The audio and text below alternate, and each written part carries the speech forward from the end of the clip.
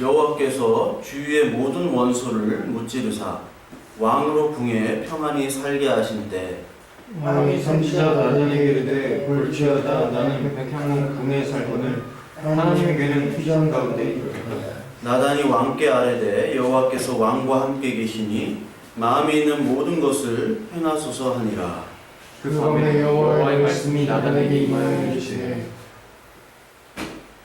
가서 내 종 다윗에게 말하기를 여호와께서 이와 같이 말씀하시되 내가 나를 위하여 내가 살 집을 건축하겠느냐. 내가 이스라엘 자손을 애굽에서 인도하였던 날부터 오늘까지 들서지 아니하고 장막과 성막을 이스라엘 자손과 더불어 다니는 모든 곳에서 내가 내 백성 이스라엘을 먹이라고 명령한 이스라엘 어느 지파들 가운데 하나에게 내가 말하기를 너희가 어찌하여 나를 위하여 백한목 집을 건축하지 아니하였느냐고 말하였느냐. 그러므로 이제 내가 다윗에게 이와 같이 말하라. 만군의 여호와께서 이와 같이 말씀하시기를 내가 너를 목적 양을 따르는 데에서 데려다가 내 백성 이스라엘의 주권자로 삼고 우리 9절까지 같이 읽겠습니다. 내가 가는 모든 곳에서 내가 너와 함께 있어 내 모든 원수를 내 앞에서 멸하였은즉 땅에서 위대한 자들의 이름같이 내 이름을 위대하게 만들어 주리라.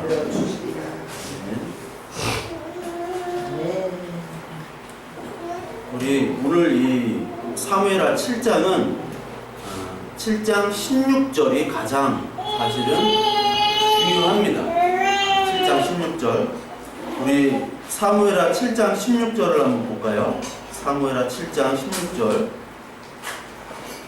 우리 같이 한번 읽겠습니다. 내 집과 내 나라가 내 앞에서 영원히 보존되고 내 왕위가 영원히 영구하리라 하셨다 하라. 이게 7장 16절입니다.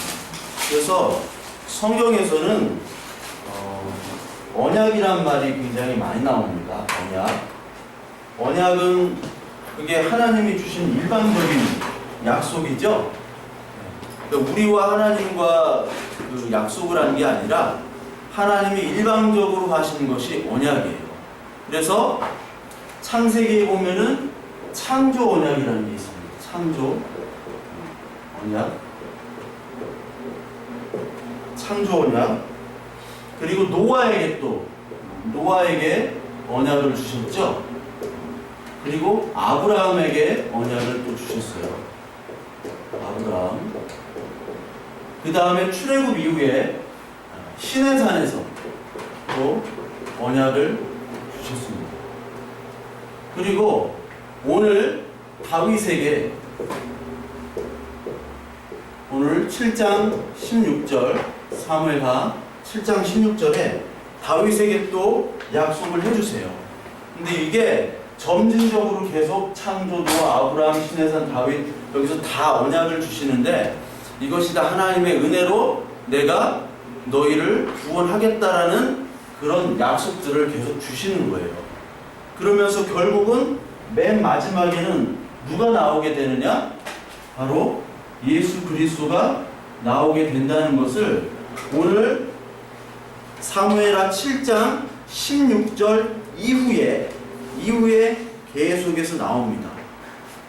그래서 한번 우리가 살펴보면서 오늘 하나님의 뜻이 어떤 뜻이고 또 하나님이 우리와 관계 맺고 우리와 말씀을 나누기를 원하시는 그 복이 무엇인지, 그 복이 참 복인데 그 복이 다윗에게 어떻게 임했는지를 우리 한번 보도록 할게요. 지난주에 사무엘하 6장까지 보면은 다윗은 언약궤를 이제 예루살렘 성으로 가져오죠. 언약궤를 가져와서 이제 정치적으로 종교적으로 이스라엘을 통일하려고 합니다. 통일하려고 그러는데 이 언약궤가 예루살렘에 가져왔는데 성전이라는 게 있잖아요. 성막이 있고. 근데 지금 이 시대는 성전 시대예요? 성막 시대예요? 네? 성전 시대예요? 성막 시대예요? 네, 성전 시대잖아요. 그러니까 텐트에 있단 말이에요. 그래서 오늘 사무엘하 7장 1절에 보니까 여호와께서 주위에 모든 원수를 무찌르셨대요. 그래서 나를 궁에 평안히 살게 하신 때 왕이 선지자 나단에게 이르되 나는 백향목 궁에 살고는 하나님의 궤는 휘장 가운데 있도다, 이런 말을 해요. 휘장은 이게 그냥 그 천막을 얘기합니다. 그래서 이 당시에 성전은 성막은 있었는데 언약궤는 누구한테 뺏겼었죠? 예? 누구한테 뺏겼다가 지금 돌아온 거예요, 언약궤가? 블레셋한테 뺏겼다가 돌아온 거잖아요. 그래서 언약궤를 가지고 왔는데 그때 당시 성전은 어디에 있냐면 실로라는 곳에 있었습니다. 실로라는 곳에 있었는데 그 성막을 이제 예루살렘으로 이동을 했겠죠. 그래서 언약궤를 놨어요. 그런데 다윗은 하나님이 다윗에게 은혜를 주셔가지고 모든 대적을 무찌르고 이제 왕이 됐는데 자기는 이렇게 좋은 궁에서 사는데 하나님의 궤와 하나님의 물건들은 어디에 살아요? 텐트에 산단 말이에요. 텐트에. 그러니까 이 다윗이 굉장히 송구하잖아요. 이 마음이 기특하잖아요. 하나님의 입장에서 기특해 보일 수 있잖아요. 그래서 송구하게 생각했던 이 다윗이 뭐를 하냐면 성전을 건축합니다. 성전. 그래서 나단이 3절은 뭐냐고 하면 나단이 여호와께서 왕과 함께 하시니 마음에 있는 모든 것을 행하소서, 그렇게 나단도 동의를 해요. 나단은 어떤 사람이에요? 선지자. 그러니까 하나님의 말씀을 전하는 자잖아요. 하나님의 말씀을 전하는 자까지 다윗 왕, 당신이 행한 대로 성전을 건축하는 게 하나님의 뜻인 것 같으니까 당신의 마음대로 하세요, 이렇게 얘기를 했어요.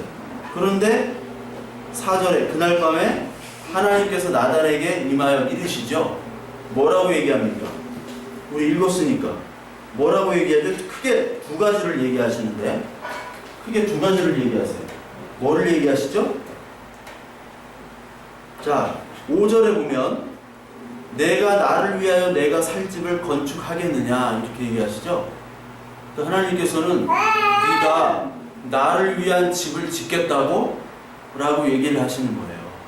그리고 두 번째는 7절에 나옵니다. 7절에 보니까 어느 지파들 가운데 하나에게 내가 말하기를 너희가 어찌하여 나를 위하여 백향목 집을 건축하지 아니하였느냐고 말하였느냐. 이 말이 좀 어렵지만 이 말은 어떤 뜻이냐면 하나님은 내가 너희들한테 백향목 집, 즉 나를 위한 집을 지으라고 내가 얘기를 했냐? 라고 얘기하시는 거예요.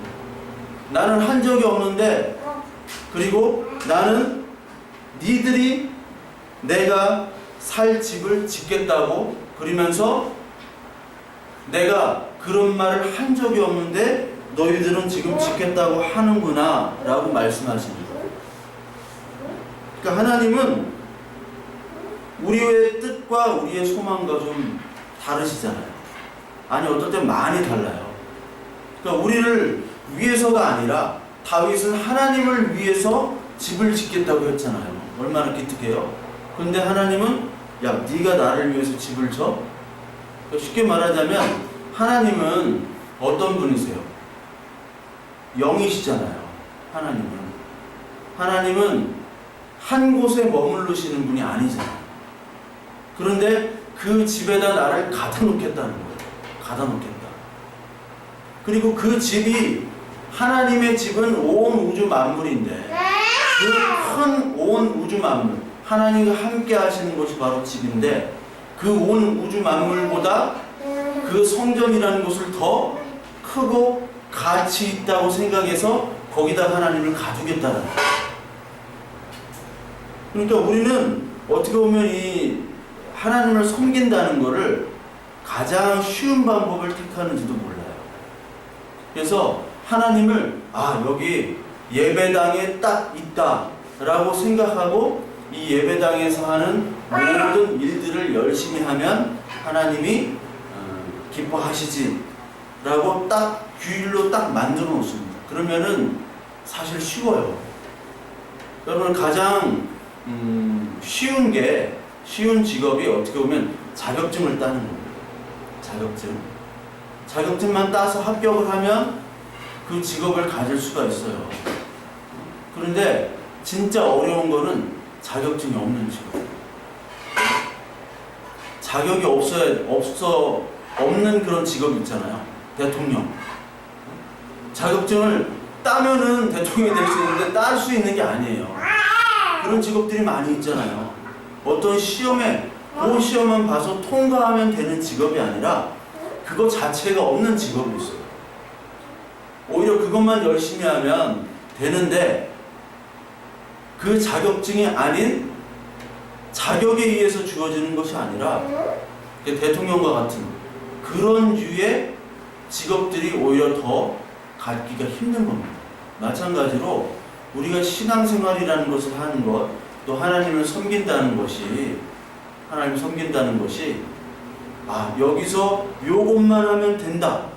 그냥 술, 담배 안 하고요. 착하게 살고 예배 안 빠지고 헌금 잘하고 여기서 딱 하나님을 잘 섬긴다고 생각하는 분들이 굉장히 많아요. 근데 하나님은 여기도 계시고 우리가 밖에 나가면 계시고 집에도 계시고 나 혼자 있을 때도 계신 분이잖아요.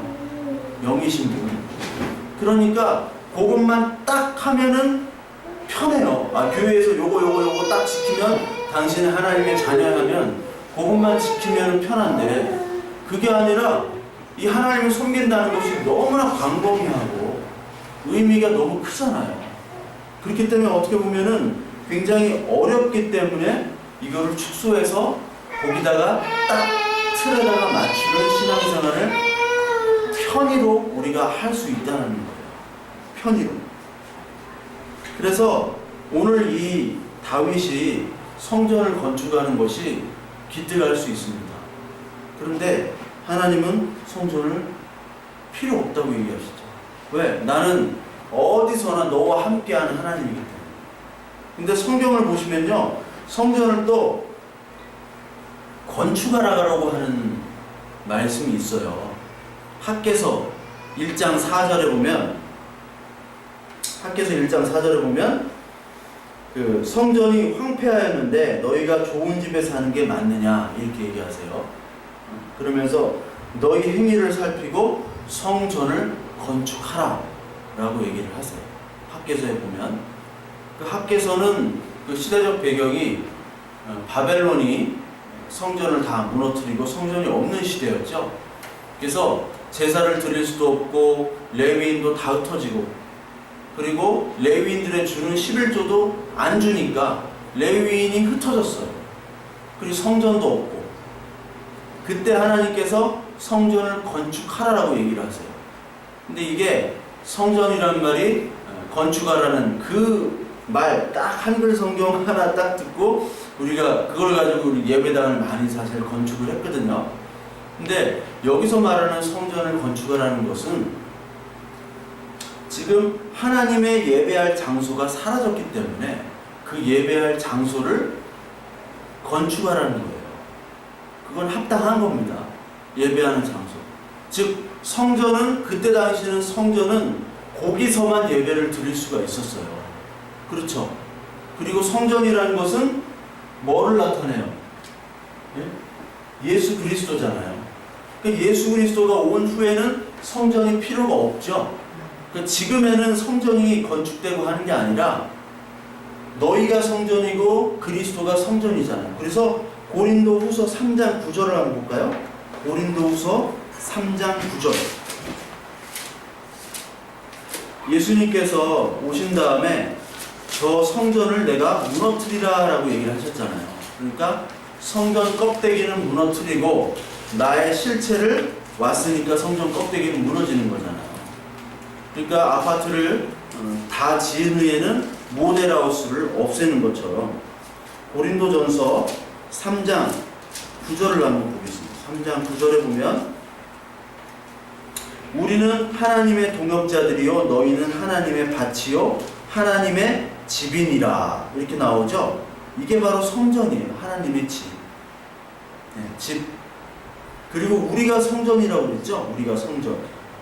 그러니까 하나님의 집, 성전, 동역자, 교회는 같은 뜻입니다. 같은 뜻이에요. 그래서 오늘 이 사무엘하 7장에 나오는 게 하나님이 다윗이 하나님께 내가 하나님을 위한 집을 짓겠습니다 라고 하니까 이 하나님께서 뭐라고 얘기하시면 내가 너를 위하여 집을 짓겠다라고 오히려 그렇게 얘기를 하세요. 어디 나오냐면 7장 11절에 나옵니다. 사무엘하 7장 11절에 한번 보세요.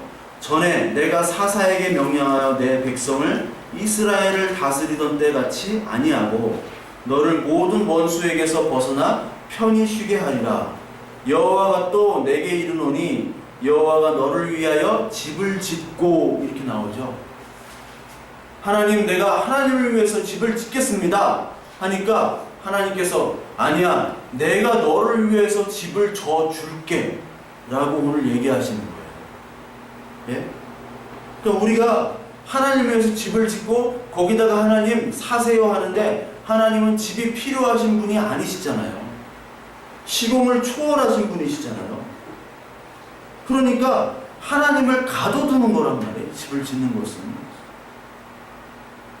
마이바흐 이런 거 타고 장 보는 사람한테 제너시스 이렇게 선물해주면 안 좋아한다고. 아무 필요가 없어요. 제너시스 같은 거는. 그건 차도 아니니까. 그러니까 하나님께서 거하시는 곳, 하나님이 원하시는 것은 내가 너를 위해서 집을 만들어주는 거예요. 집을. 자, 집이라는 게 뭘까요? 집. 이 성경에서는 집이 많이 나옵니다. 집. 집이라는 단어가 나오는데 이게 집은 식구들이 거하는 곳이죠. 예. 이게 하우스의 개념이 아닙니다. 예? 홈이에요. 홈. 하우스가 아니에요. 하우스. 하우스는 그냥 건물입니다. 그렇잖아요. 근데 홈은 뭔가 따뜻하고 하우스 하면 난 비닐하우스가 자꾸 예? 홈은 따뜻하잖아요. 따뜻하고 가족과의 교제가 있고 따뜻한 식탁이 있고 그렇게 안 느껴지세요? 대화와 식탁이 있는 교제가 있는 웃음이 있는 그래서 하나님이 원하시는 하나님이 집을 만들어 주겠다는 것은 홈이겠어요? 하우스겠어요? 홈이란 말이에요. 하우스가 아무리 좋아도 그 안에 사람들이 다 대화 없이 찢어지고 서로 미워하고 싸우면 그거는 집이 아니에요. 하나님 내가 하나님을 위해서 지금 하우스를 세우겠습니다라고 하는 거예요. 다윗은. 근데 하나님은 너를 위해서 내가 홈을 주겠다. 홈이 뭐예요? 같이 식탁에서 교제하는 거. 그렇기 때문에 예수님께서 오셔서 우리와 교제하기를 원하시면서 동시에 뭐로 교제하셨어요? 말씀으로도 교제하시지만 먹는 것으로 교제하셨잖아요. 먹는 것. 예수님이 오셔서 한 일이 먹는 거였어요. 먹는 거. 응? 맨날 먹고 즐기고 놀고 대화하고. 그러니까 바리새인들이 볼 때는 아니 저게 뭐 하는 거야? 항상 기도하고 막 금식하고 사람들 앞에서 막 설교하고 그리고 막 금식해서 막 얼굴이 푸식해가지고 그것들 보여주고 해야지 야 정말 저 사람은 열심히 경건한 사람이구나 라고 생각이 드는데 예수님 와가지고 막 세리, 죄인, 창녀집에서 먹고 마시고 별명이 뭐라고 그랬어요 예수님이?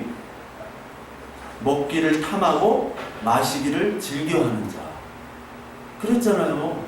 그 이해할 수가 없는 거예요. 아니 저 사람이 하나님의 아들이라고 메시아라고 인정을 할 수가 있어요 없어요?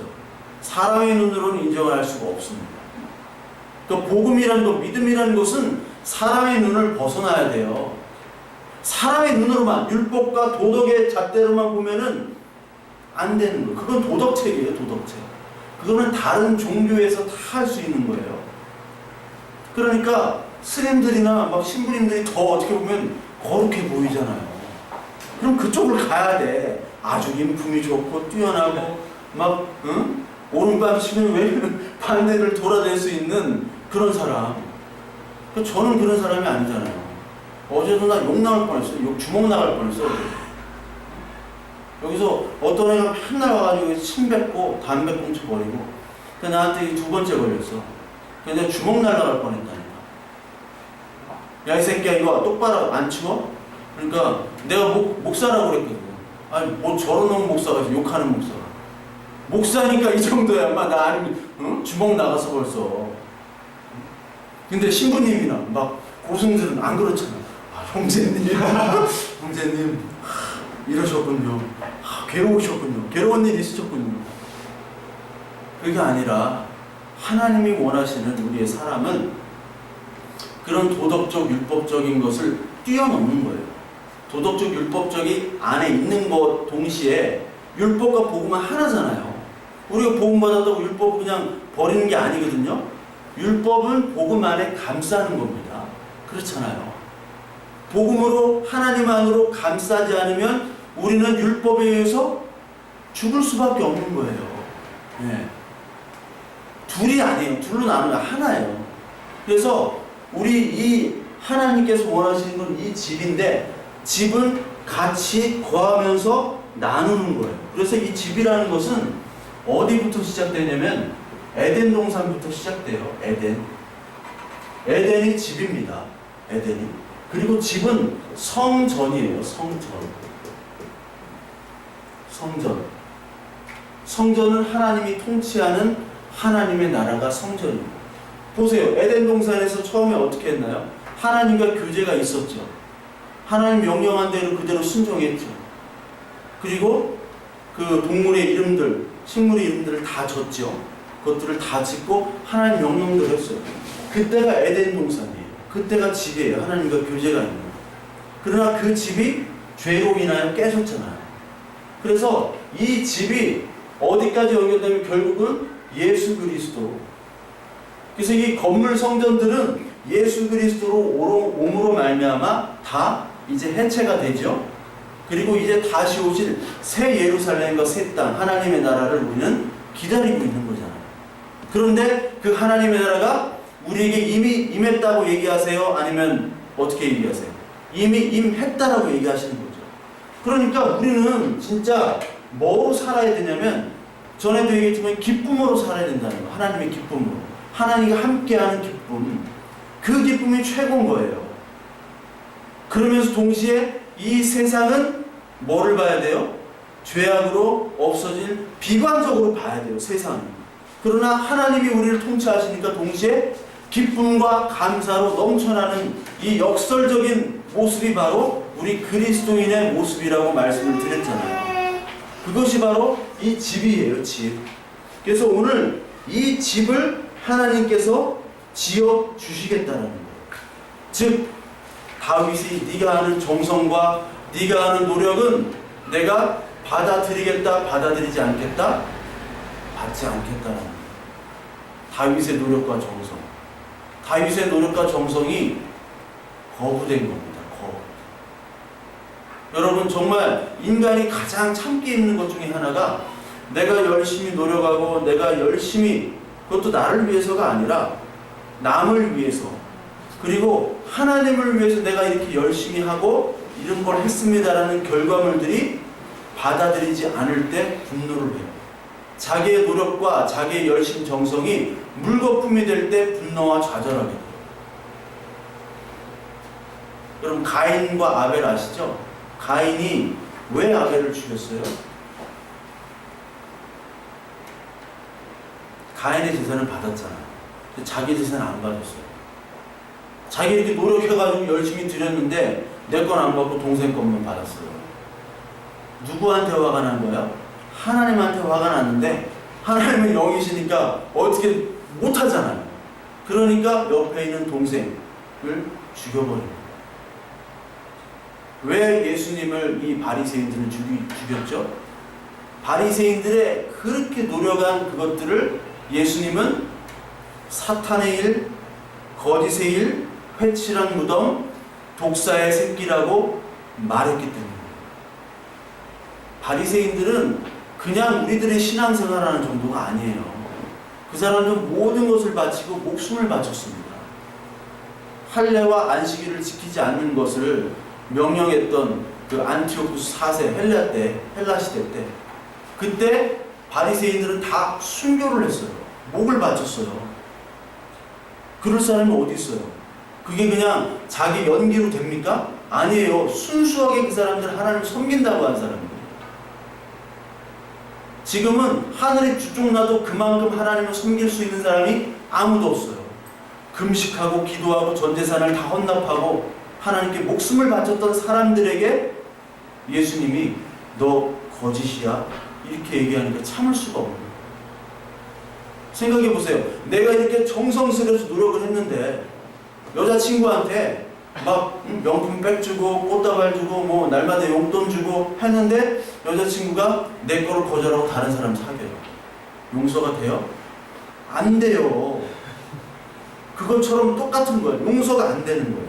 그런데 지금 다윗이 그렇게 성전을 짓겠다고 했는데 하나님이 그래 네가 성전을 줘라 했으면 다윗이 막 기뻐 춤추고 이스라엘이 다 파티를 벌였을 텐데 나단도 그랬잖아요. 아, 성전을 짓는 게 좋습니다. 근데 하나님의 뜻은 다윗에게 성전을 짓지 않는 거예요. 다윗 말고 누가 성전을 지을 자격이 있어요? 아무도 없단 말이에요. 다윗만이 이스라엘의 최고의 왕이잖아요. 그럼 다윗이 당연히 줘야죠. 장남이 아버지 어머니 막 모셨으면 장남인데다가 아버지 어머니 모셨으면 부모님 유산이 장남에게 돌아가야 되잖아요. 많이. 그런데 엄마 아빠가 야 막내를 다 줘버려요. 그럼 장남이 어떻게 돼요? 화나죠. 화나는 정도가 아니에요. 그 거절을 당했다는 거예요. 오늘 다윗이. 화가 나요? 안 나요? 화가 나잖아요. 그런데 다윗은 어떤 복을 받았냐면 그 10절, 9절, 18절 이후로 계속해서 지금 하나님께서 너는 성전 건축하지 마 하시면서 동시에 너에게 내가 이런 복을 줬어라고 계속 명시를 하고 계세요. 그러니까 다윗이 지금 왕이 된 것은 다윗이 잘나서 그런 게 아니죠. 예? 다윗이 뭐 하나님께 많이 바치고 막 하나님을 막 열심히 섬기고 막 그래서 다윗이 왕이 된 게 아니잖아요. 그러니까 우리가 이 하나님을 믿는다고 할 때 가장 이 잘못된 것 중에 하나는 뭐냐면 나는 어려울 때 이렇게 열심히 하고 열심히 했기 때문에 하나님이 복을 주셨다 라고 하는 말을 많이 듣잖아요. 근데 그거는 내가 잘했다는 거예요. 그렇죠. 결론은 내가 잘했다. 너보다 내가 더 잘했다. 그거예요. 그건 복음이 아니에요. 그거는 하나님한테 계산이 안 된다는 거예요. 하나님은 무조건 은혜로 하나님의 은혜로 나에게 주어진 거예요. 그렇잖아요. 그래서 하나님의 은혜로 내가 너를 왕으로 세우고 모든 사람으로부터 너를 건졌다라고 오늘 얘기하시잖아요. 그렇죠. 그러면서 동시에 네가 어떤 자인지를 깨닫게 해주세요. 그래서 진짜 복은 뭐냐면 하나님이 우리와 이야기하기를 원하십니다. 즉 홈을 보세요. 진짜 행복한 가정은 재산이 없어도 화목한 가정은 정말 다 가진 것처럼 보이잖아요. 하나님은 이 화려한 하우스를 원하는 것이 아니에요. 우리가 화려한 하우스로 막 금치장하고 은치장하고 막 너무 막 성공해가지고 모든 것을 다 가진 자로, 그러나 하나님은 없는 자로 하나님은 원하시지 않고 다 잃어버렸지만 하나님과의 교제, 하나님은 어떤 분이고 너는 어떤 자고 내가 왜 너를 택했으며 너의 인생은 어떻게 내가 보호해가며 내가 거룩한 자로 너를 만들겠다라는 하나님의 계시를 쫙 펼쳐주는, 거기서 나오는 진정한 대화와 진정한 소통을 하나님은 원하시는 거예요. 그러니까 저와 여러분들 속에서 실패와 그리고 성공과 이 세상의 실패와 성공을 경험하잖아요.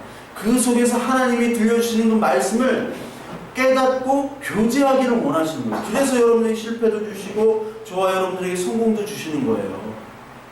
제가 아는 동기 목사, 저보다 나이가 어리지만 그 목사로부터 소식이 들어왔어요.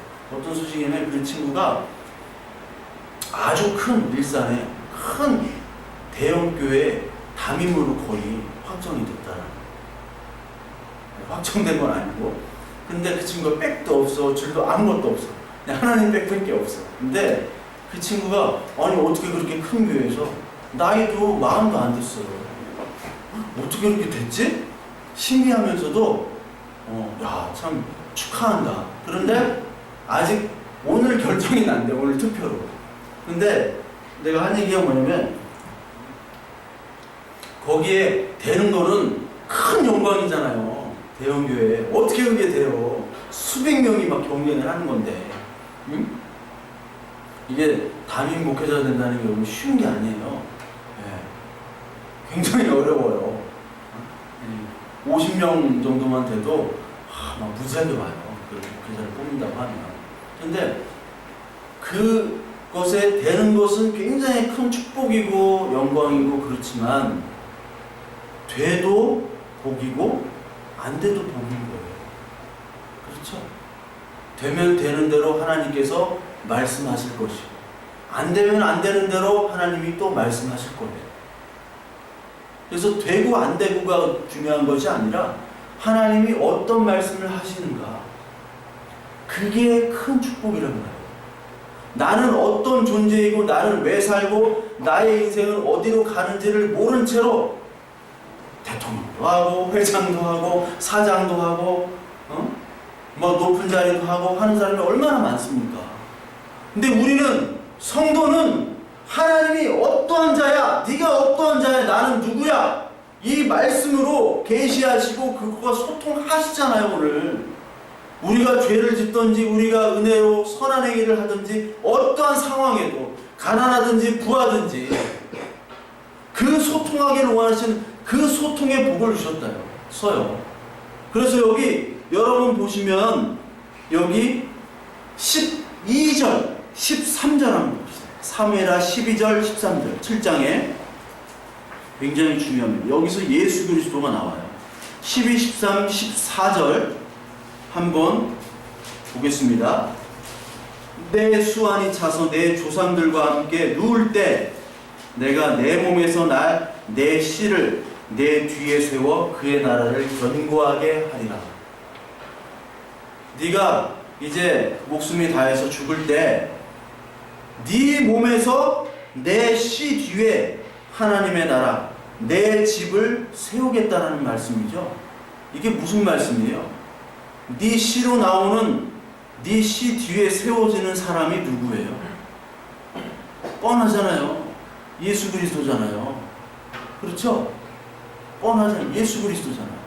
네 뒤에 벌어질 사람, 나올 사람. 그리고 13절에 그는 내 이름을 위하여 집을 건축할 것이다. 집을 건축한대요. 집. 여기도 또 집이 나와요. 집을 건축한대요. 집은 뭐예요? 성전과 하나님의 나라잖아요. 그가 명시되어 있어요. 나는 그의 나라 왕위를 영원히 견고하게 하리라. 나는 그에게, 예수 그리스도에게 아버지가 되고 예수 그리스도는 하나님의 아들이 되리니. 그렇게 나오죠. 14절에. 해석이 되잖아요.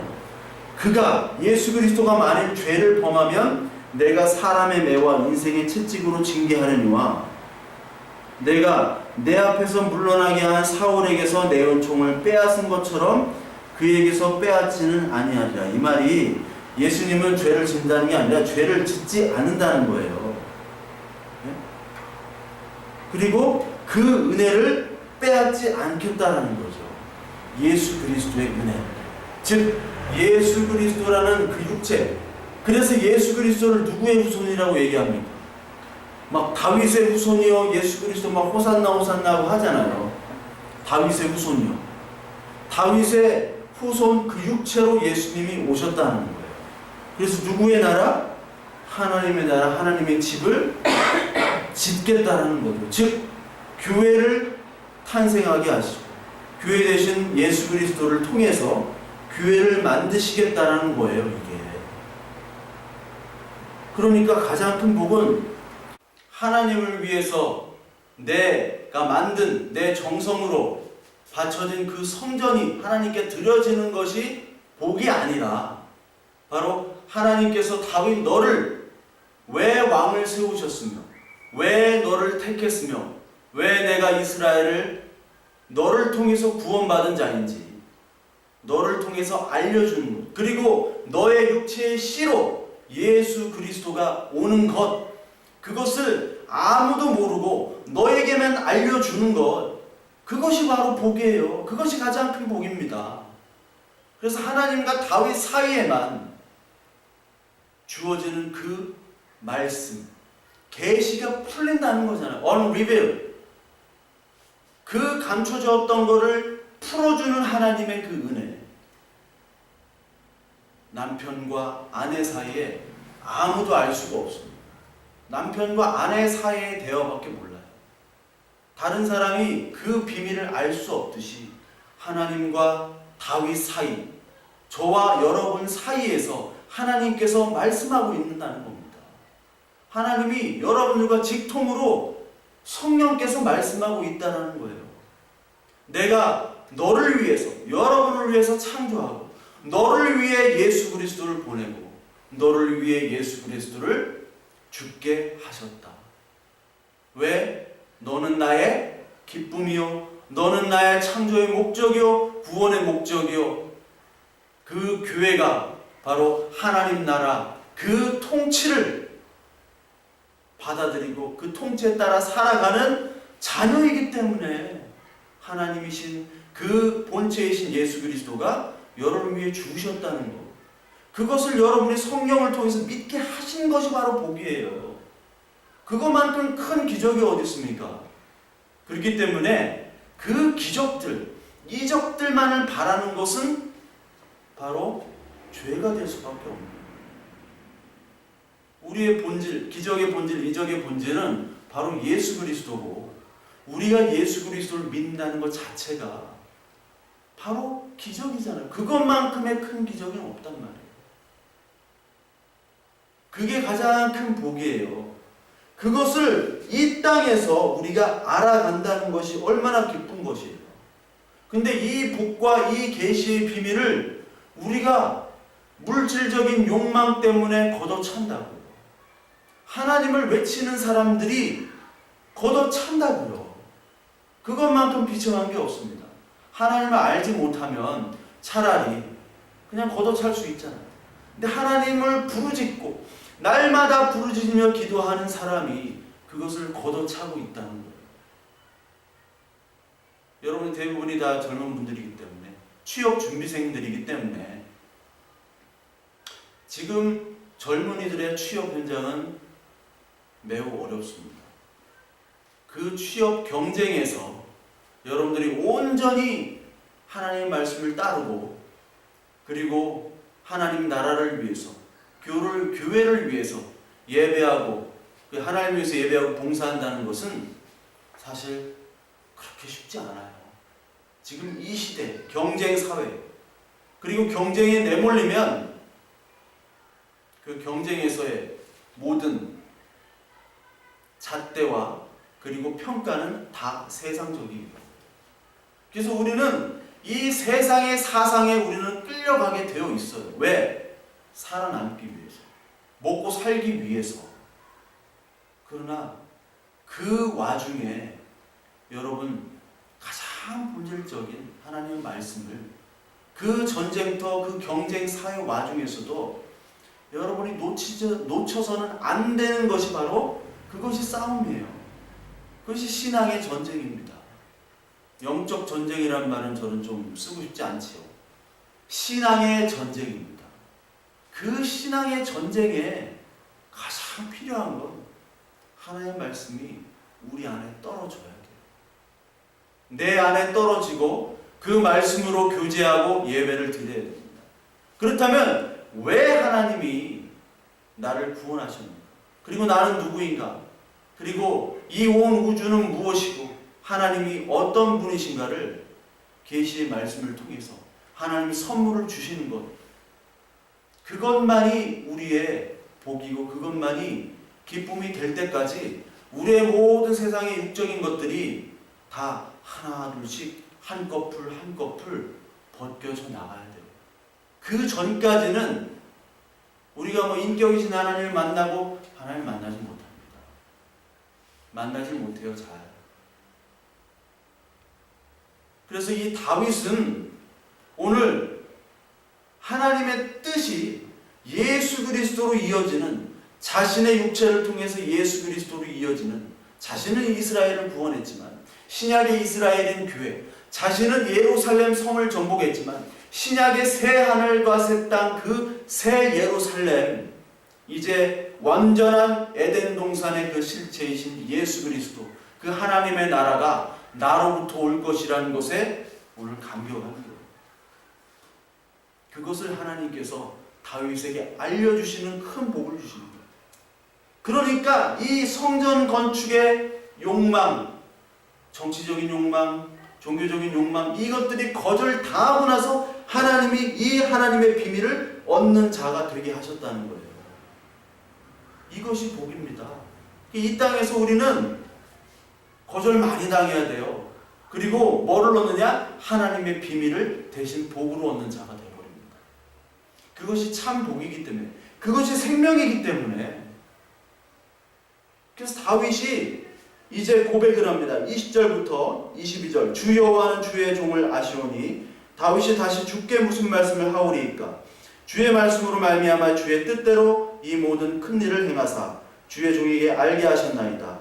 그런즉 주 여호와여, 이러므로 주는 위대하시니 이는 우리 귀로 들은 대로 주와 같은 이가 없고 주 외에는 신이 없음이니이다. 하나님의 뜻을 이제 알게 된 사람이에요, 다윗은.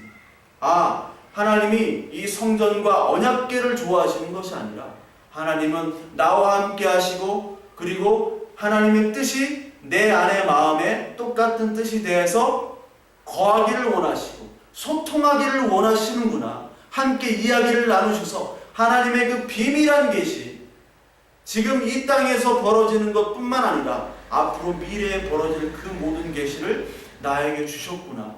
다른 사람에게 주시지 않고 나에게 주셨구나. 그것에 감사하고 감격하는 거예요. 그렇다면 우리의 기도가 바뀌게 되는 거죠. 다윗을 보세요. 27절. 만군의 여호와 이스라엘의 하나님이여, 주의 종의 귀를 여시고 이르시기를 내가 너를 위하여 집을 세우리라 하셨으므로 주의 종이 이 기도를 주께 간구할 마음이 생겼나이다. 어떤 마음이 생겨요? 기도로 주께 간구할 마음이 생긴 거예요. 하나님의 집을 내가 세우겠습니다 라고 이런 기도를 하지 않고, 이제 하나님이 나를 위해서 진짜 참 성전인 예수 그리스도를 나를 통해서 인도해 주시는 것, 나를 통해서 오게 하시는 것, 그것에 대해서 이제 감사한 마음으로 간구하여 기도할 마음이 생기는 거예요. 성전과 언약궤를 위해서 기도했던 다윗이 이제 하나님의 나라를 위해서 기도하게 됩니다. 그리고 내 씨를 통해서 오실 예수 그리스도 하나님의 나라, 그 온전한 새 예루살렘 성을 위해서 기도하는 사람이 되게 되는 거예요. 저와 여러분들 이 땅에서 하려고 하는 게 뭡니까? 어떻게든 언약궤를 잡고 블레셋으로부터 뺏어 와서, 그리고 성전을 크게 짓고 그것을 통해서 하나님께 간구하잖아요. 하나님, 나 이만큼 했어요. 나 이 정도 했어요. 하나님이 우리를 자녀로 삼아주셨으니까 하나님이 분명히 복 주시죠? 왜? 나는 이만큼 했으니까. 거래하는 거잖아요. 우리는 기도가 바뀌어야 된다니까요. 메타노이아라고 그랬잖아요. 회개. 메타노이아, 회개가 뭐예요? 땅의 것을 버리고 오늘 하나님께 거절을 당하고 뭐를 받는 거예요? 하나님의 계시와 비밀을 받는 거잖아요. 하나님이 내 하나님이 되는 거잖아요. 하나님이 내 아버지가 되는 거잖아요. 아버지와 내가 소통하는 거잖아요. 비밀이 없는 거잖아요. 모든 뜻과 계획이 같은 거잖아요. 목적이 같게 되는 거잖아요. 그게 바로 회개예요. 예전까지는 목적은 내 땅의 목적이었잖아요. 언약궤와 성전을 지면 내가 더 큰 위대한 사람으로 될 것이다. 하나님이 보호해 주실 것이다. 그러나 이제 그 하나님의 집을 짓는 것이 아니라 하나님께서 나를 위해서 이 홈을 지어주시는 거야. 거기서 나와 함께 영원히 먹고 마시고 하시는 것이구나. 아니, 이 땅에 이미 하나님 나라가 오셨기 때문에 오늘 이 땅에서 그 아무 조건, 아무 환경에 관계없이 내가 부하거나 슬프거나 건강하거나 건강하지 못하거나 가난하거나 행복하지 세상적으로 행복하지 않거나 상관없이 하나님께서 저와 여러분들에게 말씀하신 것, 그것으로 우리가 기뻐하며 다윗처럼 춤을 추는 그날까지 하나님께서는 우리 안에서 싸우시고 우리와 함께 때론 동행하시고 우리를 경책도 하시고 질책도 하시고 우리를 위로하시고 힘 주시고 우리에게 그 비밀을 끝까지 말씀을 하시는 겁니다. 여러분들과 저 지금 이 세상에서 그 어떠한 세상에서든 마찬가지지만 녹록지 않은 삶을 살고 있습니다. 대한민국에 아니 이 세상에서 젊은이로 살아간다는 것 쉽지 않습니다. 특히 대한민국 예전 세대와 다릅니다. 경제적인 여건 모든 것이 물질적으로는 풍요해졌지만 그만큼 정신적이나 그리고 그 경쟁은 더 치열해졌습니다. 그 속에서 그 치열한 경쟁 사회 밖으로 나가면 바로 그 경쟁은 사회적인 논리로 돌아갑니다. 인간의 이 땅의 논리로 돌아갑니다. 그때 여러분들 거기서 저와 여러분들이 무너지지만 안 돼요. 저도 날마다 무너지고요. 여러분들도 날마다 무너집니다. 그러나 그 무너질 때마다 우리는 그 무너질 때도 하나님의 은혜, 그래 무너졌다, 내가 옆에 있어서 내가 다시 손을 잡아줄게 하는 그 음성이 하나님의 이 계시의 말씀으로 들리잖아요. 무너지는 사람은 이 계시의 말씀이 안 들리기 때문에 영원히 무너지는 것이고, 우리는 엎어지나 완전히 엎드려지지 않으면 그 능력의 오른손으로 우리를 붙드심이다. 그 하나님의 능력의 오른손으로, 그 말씀의 오른손으로 저와 여러분들을 붙드시는 그 하나님, 그 하나님만 저와 여러분들이 붙드셔야 됩니다. 이것이 경쟁사회에선 저 뜬구름 잡는 얘기처럼 보일 수 있어요. 그러나 하나님 말씀이 떨어지면 저와 여러분들 하나님 말씀이 떨어져야 돼요. 이 속에서 다 잘라져야 됩니다. 그러면 여러분은 이 세상의 경쟁도 두렵지 않습니다. 아니 못 먹으면 죽으면 될 거 아니야. 예? 죽으면 될 거 아니에요. 죽는 게 사는 건데. 아니 그 정신으로 못 살아요. 우리가 살 수 있잖아요. 그러면 된 겁니다. 하나님 말씀만으로 붙잡으면 우리는 하나님의 나라, 그 통치의 온전한 하나님과의 교제에서 우리 기뻐할 수 있다고요.